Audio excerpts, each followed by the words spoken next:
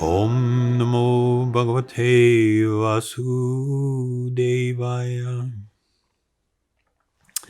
So, continuing in this series, the title Lessons from Lockdown, and just a little brief recap. In the first one of the talks that we looked at was basically about the idea of utilizing adversity or crisis that we might face in life as an inspiration to try and look for and consider a new way of doing things. The idea of what can I learn from this? And so that had to do with the idea that a lot of people had hoped for, that going into this sort of lockdown and confronting this crisis, that somehow we would become better as people as a result of this crisis. Then the talk that we did last week, the second talk, we looked at the environmental crisis, and of course what spurred that was the fact that there's so much monumental change around the planet in terms of air pollution, water pollution, things like that. Just this massive change. And of course that raises the questions of how should we be addressing issues like the environment. So we use this as an example to point to the reality that simply changing the nature of the fuel that we use to fuel this lifestyle that we have, or these lifestyles, is not really going to make that much of a difference. We're headed in a bad direction. And what is it that lies at the root or the heart of the problem? The problem is not the nature of the fuel that we're using, for example, but rather that we're over-consuming. And so, we had titled the talk Greed Over Need, and how even top environmentalists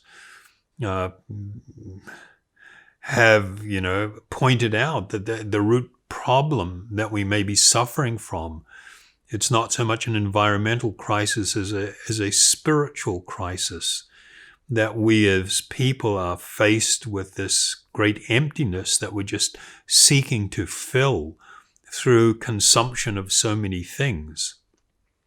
And it's not making us better as individuals or as people. So, and this truth is there not just for the environment, for instance, but many of the personal problems and the societal problems that we are facing. Fundamentally, there's a spiritual underpinning. There is something wrong that actually needs to be addressed. And of course, the big question now, and what we'll just look at today briefly, is this question of, where do we head? Where do we go to for advice? What is going to be our guiding light? What's going to actually show the way forward? We see so many things, and I'll mention a few different situations in relation to this current crisis. I mean, you had so-called, major authorities in some countries promoting the idea that you shouldn't wear face masks, that it can even be worse for you, only to a few weeks later come out and say, no, they're recommending that everybody wear face masks. And it's kind of like a bit of a spinner, because we're having so many different opinions on how lockdown should be managed or not managed, or whether there should even be a lockdown, or how things should proceed. And people are sort of somewhat floundering and sort of guessing, and actually quite often going on emotion and just, whatever's moving a person at any one particular time, trying to consider how to deal with things.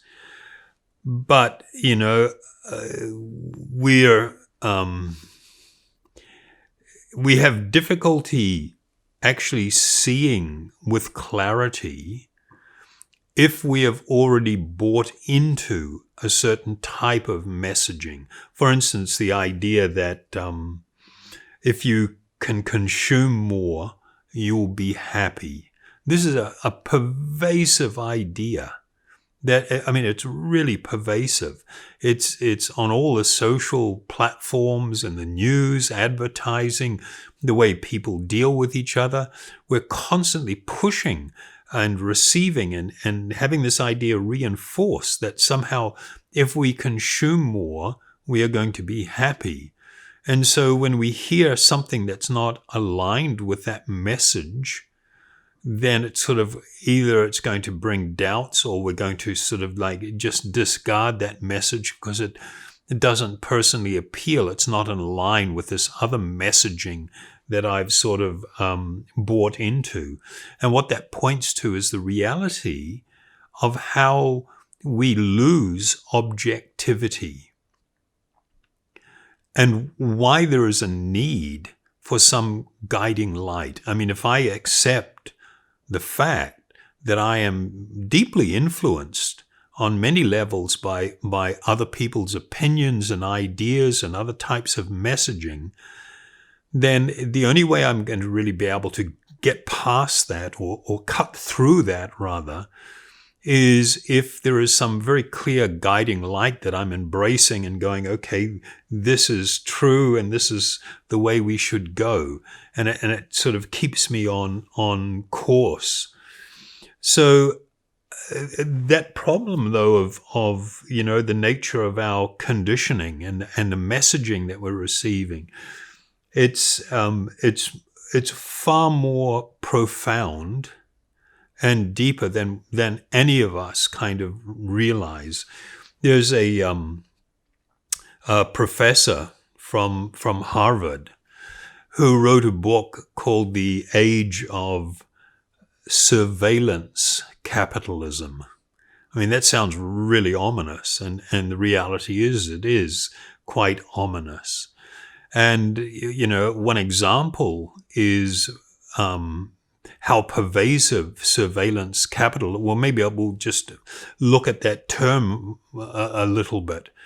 And it's about the principle of how big data gatherers are looking to harvest so much of your personal information on a really deep level so that they can influence you. They can sell things to you, that they can capitalize on sort of moods and things that you have. And even worse, they can create certain moods and things in you and then market to the fears or the anxiousness or the appetites that are created. This is like basic advertising on steroids. So a really good example of how this is working is in relation, for instance, to Google. Why did Google freely make available the Android platform?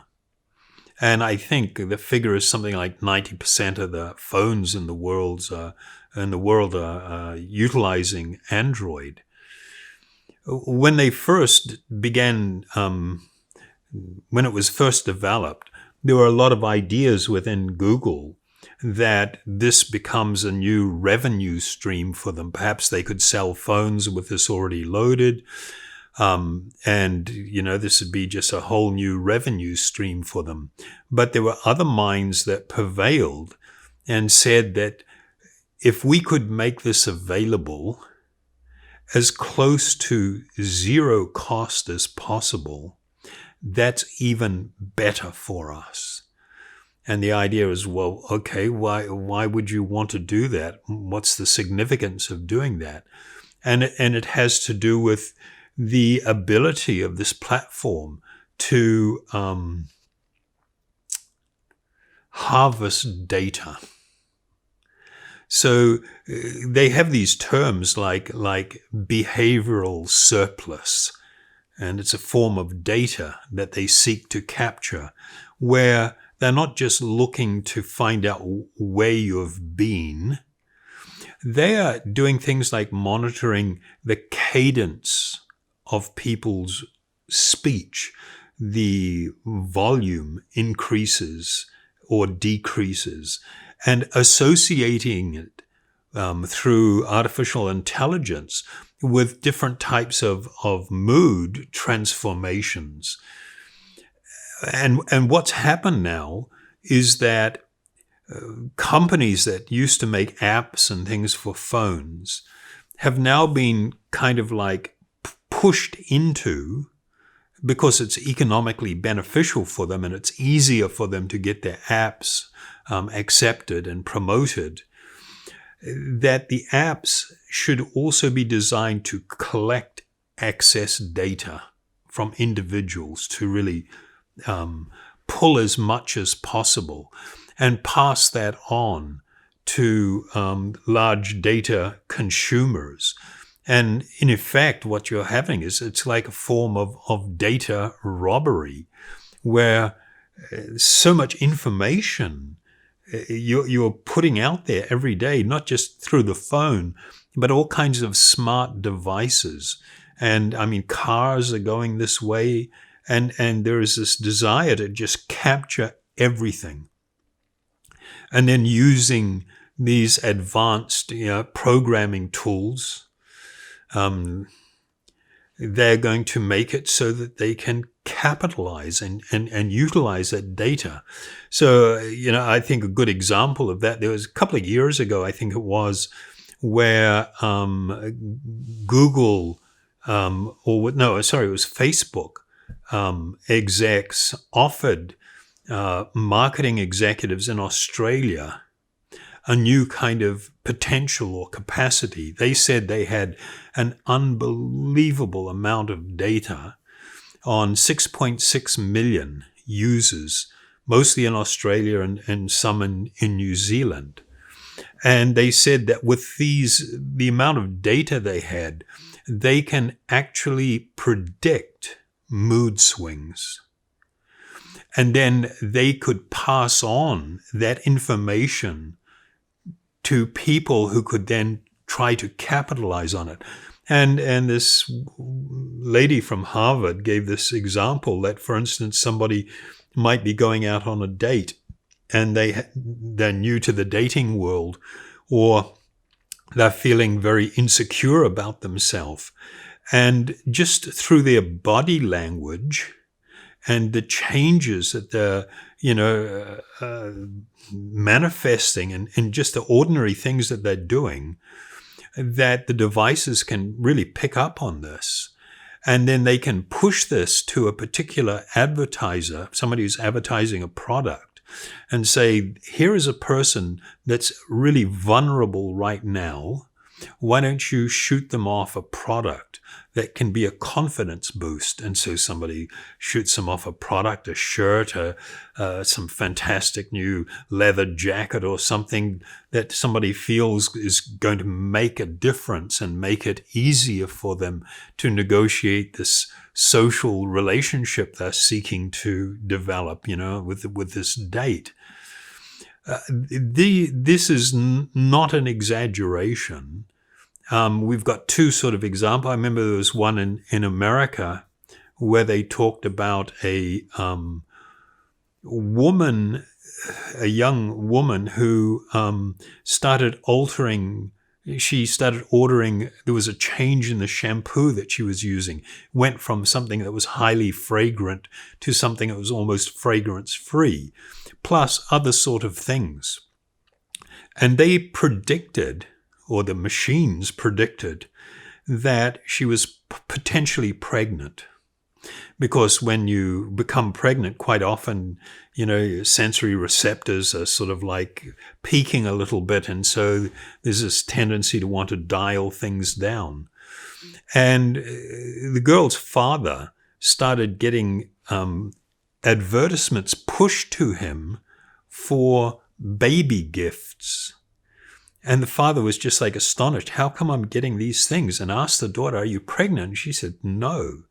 But she decided to have a test because now there was a doubt in her mind, and it came back and she was pregnant. And so you have this situation where practically, the people harvesting and utilizing all this personal information about individuals almost know things that are, very personal before you even know it or recognize it. And of course, the big example was with, I don't know if you remember this name, Cambridge Analytica, and the huge thing that happened around the last, after the last US election, where they found Cambridge Analytica was selling on to Cambridge Analytica, Facebook was selling on, a lot of personal data, which was being used by Cambridge Analytica to sort of really highly target individuals and small groups in swing states in America that can really affect the outcome of an election, where you're talking about even a small percentage of people become moved. And the person that blew the whistle on them, somebody that worked inside, he was talking in interviews about how astonished he was about the degree of information that they had and their ability to move people, to trigger certain types of responses, and then to that response, to whatever they pushed to them when they had this triggered response, was then to feed something that made it more likely for them to consume or consider this. And they were really, really shaping opinion by doing it in a really subtle and kind of pretty horrible sort of way. Then another example that a lot of people are just totally oblivious to was this augmented reality. I mean, I love that word, augmented reality game, Pokemon Go. And when that was the big fad and people were traipsing around in groups all over the place, playing this game. And everybody just thought it was fun. They were just out there having fun. And it was just like, what's the big deal? Well, the reality is behind it, this product, Pokemon Go, is actually developed within Google. And they utilized technology that came from the U.S. military and intelligence agencies, which was the forerunner to Google Earth. And it was just like this big experiment. Can we move people to do things? And so it went from this concept of click-through, where people put advertising into media or things that people are consuming, and then you see a link and you go, oh, and you click on it and go somewhere. And somebody is going to pay for that. The website and the products that are being offered on it and everything, that website is paying money for all those click-throughs. So now we move to a whole different world where what they call footfall. This is a terminology that they use, where they literally try to get your feet into a particular store or into the proximity of a particular store, and not wanting to be looking like this was some big, negative sort of, they didn't want a negative thing attached to it. So they formed a company. It was called Niantic Labs, that put out Pokemon Go. And what was happening there was that, there was this move to get real bodies into or near business establishments and monitor whether they actually went in and consumed anything. So they have this whole terminology now around this technology where they're called lure modules, where they develop things and build them into other products, and they are meant to lure you into certain establishments or places where you are going to consume and spend money. And people just think they're having fun. Oh, this is so much fun. There's no big deal here. And they didn't see that this game they were playing was just a tiny part of a much bigger game that was being experimented with.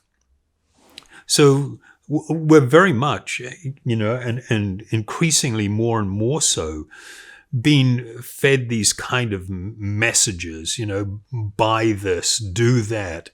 The idea of keep pushing yourself, strive, work really hard. We're having all these messages about really stimulating people. And this means putting people into states of anxiety. It's just like what greed does and envy, which were the foundational things used in the consumer economic model to get people to consume more and more and more stuff.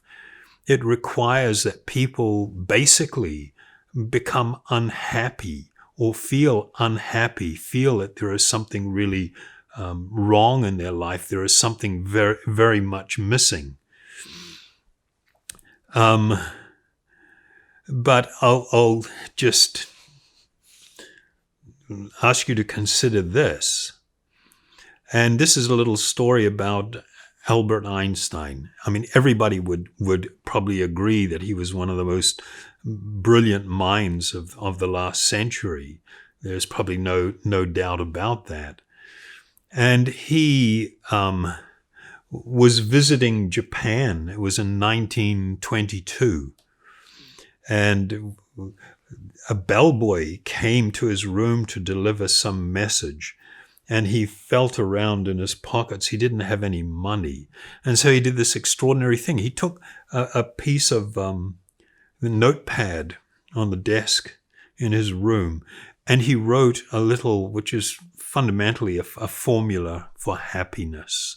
He just wrote it and signed it and gave it to the bellboy, saying that, I'm a famous person. This will probably be worth more to you in the future than me giving you a tip now. Well, somewhat recently, a couple of years ago, it sold in auction, that note, for $1.5 million US.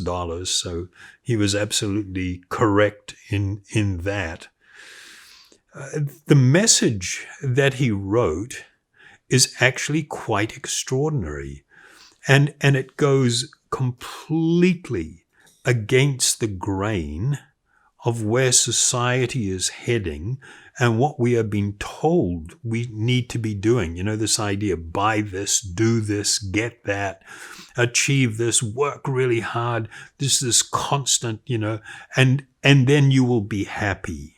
That's the sort of like the tagline on the end of any of those types of things. So he said, a calm and modest life brings more happiness than the pursuit of success combined with constant restlessness. Just consider that for a moment. A calm and modest life brings more happiness than the pursuit of success combined with constant restlessness. I mean, that's a most extraordinary message. And it's brilliant. And it runs counter to everything that we're being fed. And the reason I'm bringing up this example and what he's talking about is that, one of the big lessons that we can learn is there is a need for us to change our list of priorities. There is a need for us to change, to some degree, our value system and to reconsider if we are to become happy, then we do need to take a deep, hard look at things. And I think before this crisis is finally over, many people will have rethought not only the sickness aspect of it, but the economic damage that we're likely to see as a result of all of this. It's all very unclear at this moment how bad things will be or will become. But the message is like critically important. And it's sort of like, well, how can he say that? He's obviously thought about it. He observes things very deeply. But the message that he espoused, he himself was not a deeply religious man at all. And yet the message that he espoused is the same as universal spiritual truth that mankind has had since almost time immemorial. And what I'm going to propose to you is that you and I, as individuals, we really, really need to consider what is going to be our guiding light. And it has to be something that is not going to be simply a product of my mind, which has been agitated and stimulated and filled with all kinds of messaging. I need to go to some really deep spiritual truth and make that my light, make that my anchor, and use that to guide my decision-making, my formulation of priorities, how I'm going to live, what actions am I going to undertake that will result in me becoming deeply satisfied, actually fulfilled, actually peaceful. Where am I going to find such truth? In the yoga system, it was pretty fundamental that the two things that you absolutely needed for clarity was to have the company of a person of vast spiritual intelligence and experience. Somebody that has lived, realized, experienced a higher spiritual truth and can share that with others.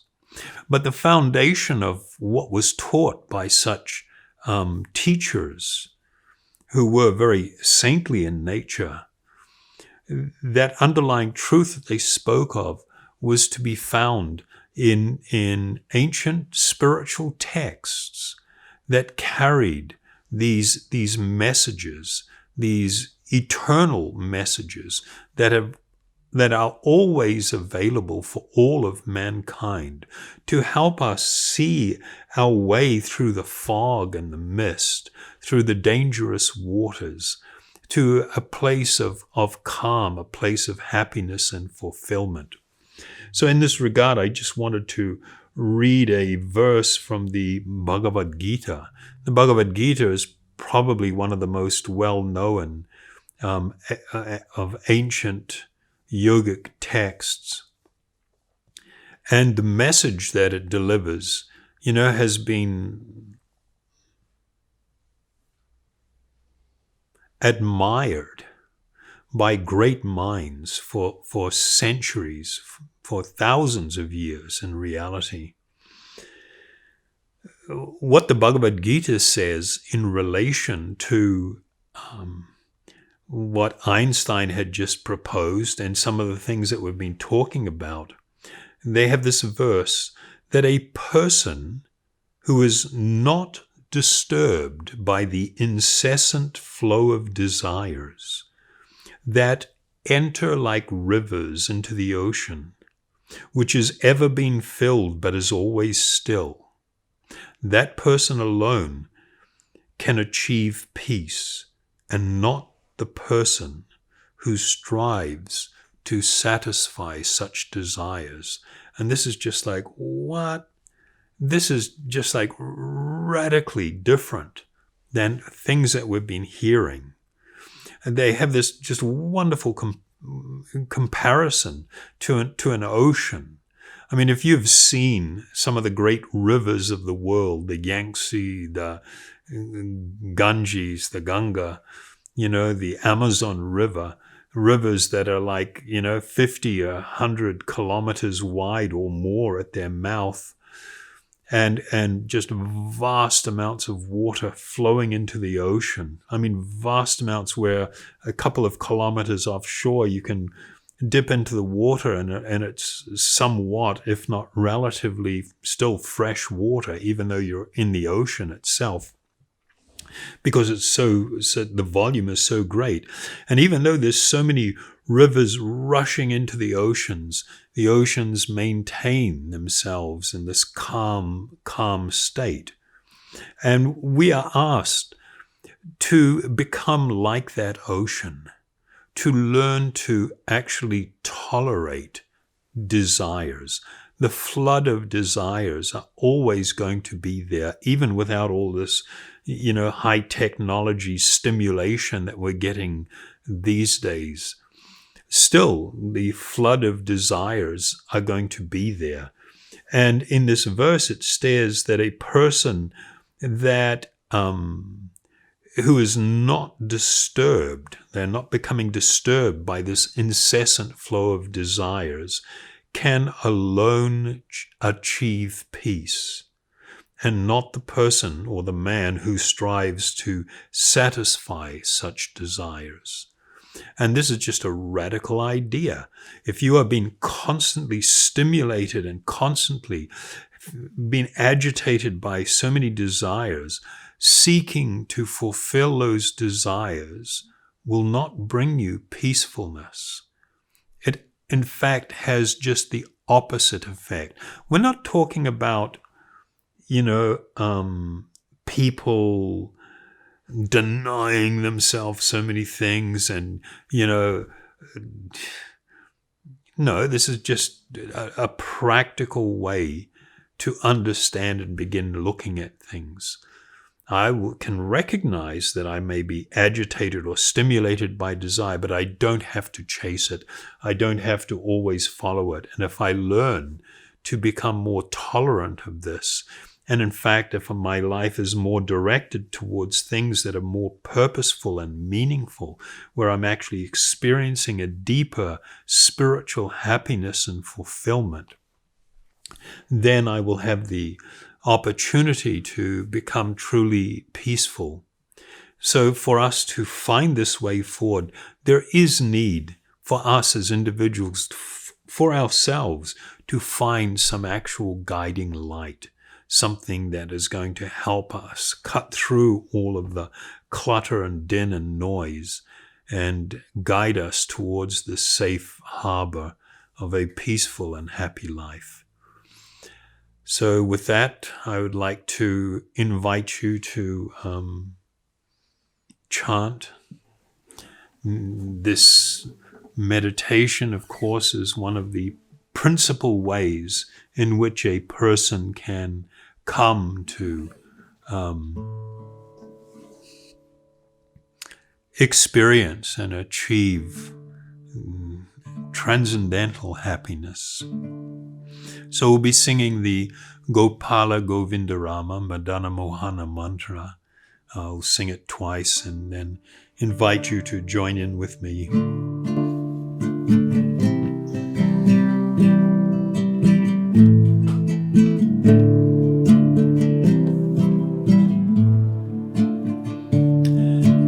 Gopala Govindarama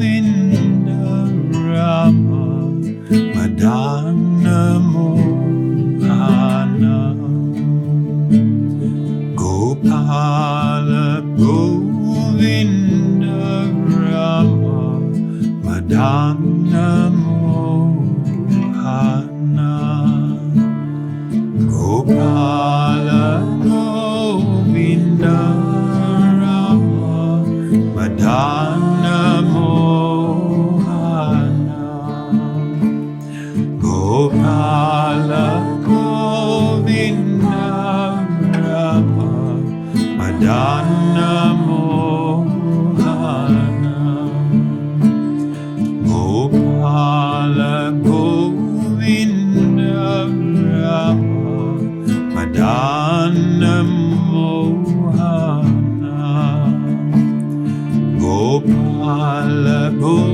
Govinda Rama Madana Mohana Gopala Govinda Rama Madana Mohana Gopala Govinda Rama Madana Mohana Gopala Govinda Rama Madana Mohana Gopala Govinda Rama Madana Mohana Gopala Govinda Rama Madana Mohana Gopala Govinda Rama Madana Mohana Gopala Govinda Rama Madana Mohana Gopala Govinda Rama Madana Mohana Gopala Govinda Rama Madana Mohana Gopala Govinda Rama Madana Mohana Gopala Govinda Rama Madana Mohana Gopala Govinda Rama Madana Mohana Gopala Govinda Rama Madana Mohana Gopala Govinda Rama Madana Mohana Gopala Govinda Rama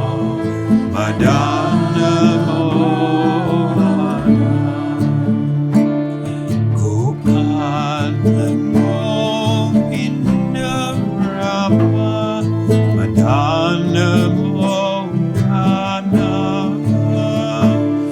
Gopala Govinda Rama Madana Mohana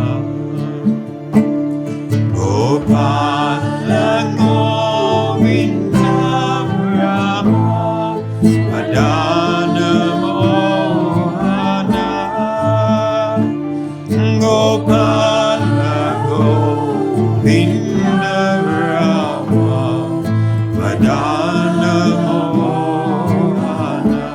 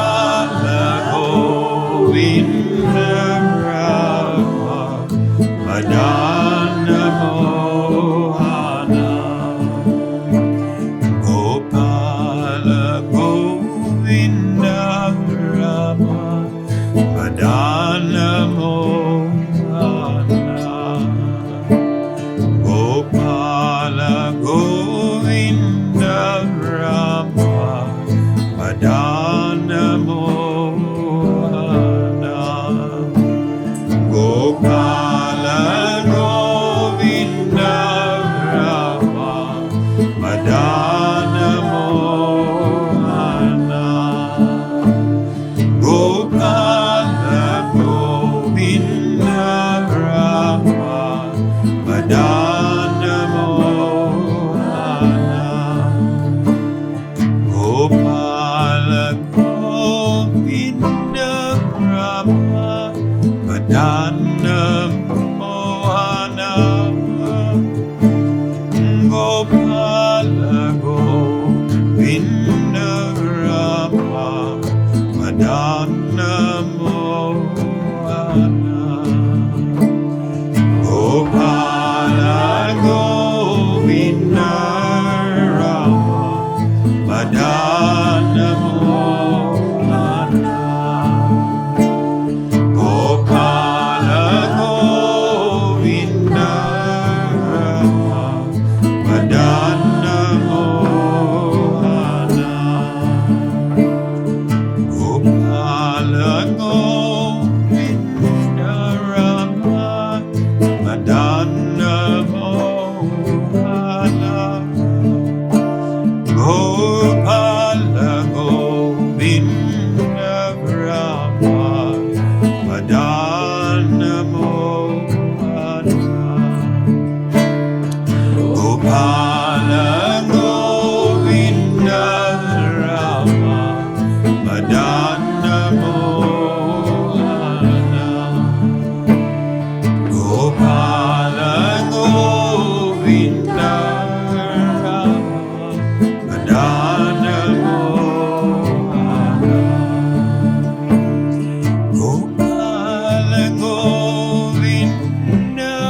Rama Madana Mohana Gopala Govinda Rama Madana Mohana Gopala Govinda Rama Madana Mohana Gopala Govinda Rama Madana Mohana Gopala Govinda Rama Madana Mohana Gopala Govinda Rama Madana Mohana Gopala